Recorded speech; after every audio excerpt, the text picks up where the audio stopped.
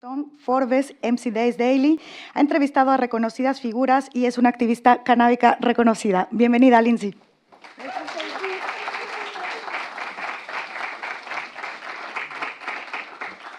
Hello and good morning. I'm going to be speaking in English, but I did my best to translate here.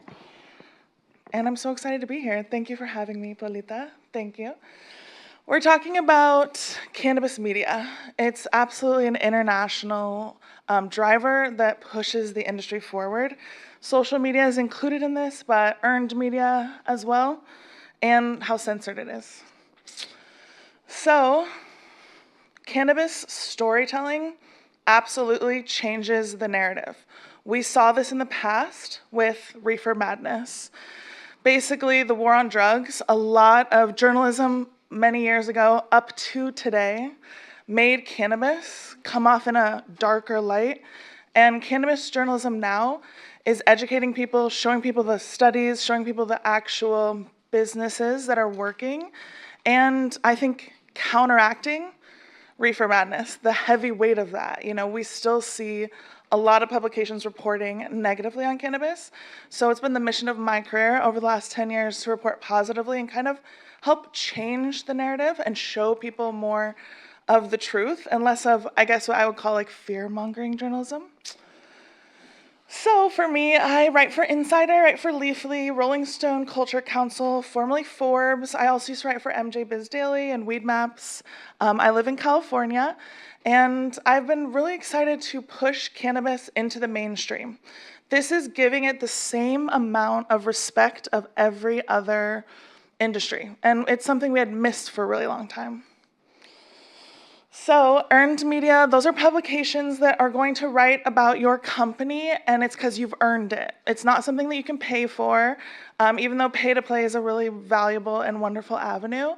Earned media is something that I focus on, both writing and in pitching, how to get old school press releases into the hands of journalists across the world. So weed media is changing. There's a huge vacuum. You may have noticed last year, High Times is gone. So that was, when I was younger, that was like literally the ultimate cannabis media publication. Being in print as long as they were, I feel like there's a huge vacuum. I'm excited to see who steps into that space. Maybe someone could still buy High Times. Maybe it'll come back. It's really interesting to see these media landscapes kind of evolve and change.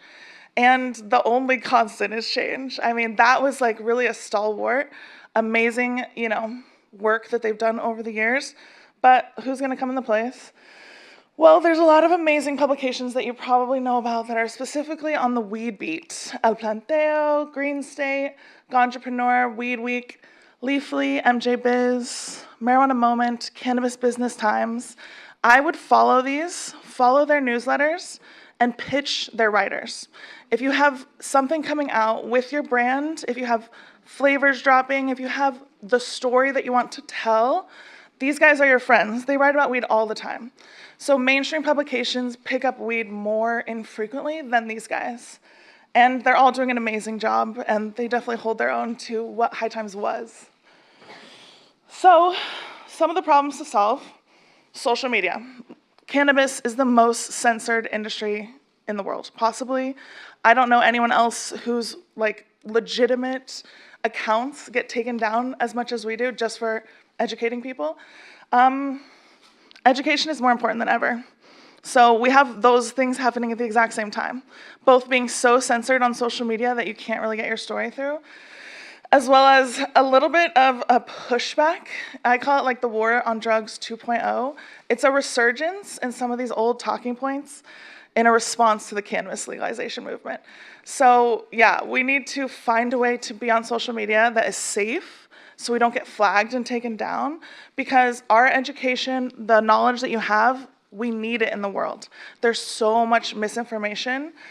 These are some of the problems that we're looking at on social. Yeah, so educating on mainstream platforms really helps push the legalization movement forward. You absolutely are worthy of the largest mainstream platforms. It's all about kind of how we tell that story and how we frame the culture. It's no longer from a place of fear, but from a place of education, from a place of, entrepreneurship. Who is making money? How are they making money? Showing people, there are people succeeding and thriving, even though it's a really challenging market in a lot of places. Okay, the vision. So in 2000, there's reefer madness still today, but I think it was rampant. You would see things like, I think the British news, BBC, is pretty bad about reefer madness to this day. They'll publish things like drug busts, and those are meant to make people feel fear. Those are meant to make people feel like you're in a police state. I have never, ever once published one of those stories. They're directly fed as a press release from the police department. So journalists really have an obligation to not just be a mouthpiece for the police department, but to ask, why are you guys highlighting these raids? Like, it's basically to stoke fear. So the vision is we're normalizing cannabis. It's reducing harm. And it's not highlighting the things that have kind of sown division and sown fear, but it's definitely uplifting the plant, normalizing storytelling, basically. And the way to pitch media outlets, there's a lot of other ways. I suggest following the authors you like directly. If you follow someone you like, you can find their email 9 times out of 10. Sometimes it takes a little bit more digging, but I consistently follow people. Twitter, they'll often post their email, or X now, and directly on the site of the author that you want to follow and that you want to send emails to. Follow independent journalists like me and others. I feel like the future is, yes, mainstream platforms, but independent freelance journalists that you really trust, especially on social media. I mean, there are some badass storytellers. They're not from old school mainstream publications, but they have so much value, so much education. Follow them. TikTok, it's very hard to get things to go viral and really take off there. But when they do, wow, what a big world. Like, don't show the plant, but do tap into TikTok. Kind of, find a way to take your story, take your brand and the education you have to offer, put it on that platform. But we can't show the plant there. It's completely censored. Some people show pretzels instead of weed. Just one tip. I like to follow academic studies. So PubCrawler, they're publishing every single peer-reviewed academic study on cannabis.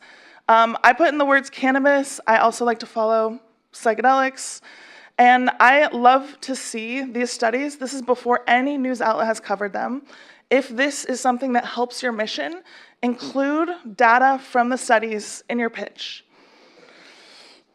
Oh, write op-eds. I love to write and put my opinion out into the world. You can pitch your own opinion, your voice, your story to a lot of publications. It's super valuable. Do not undersell yourself.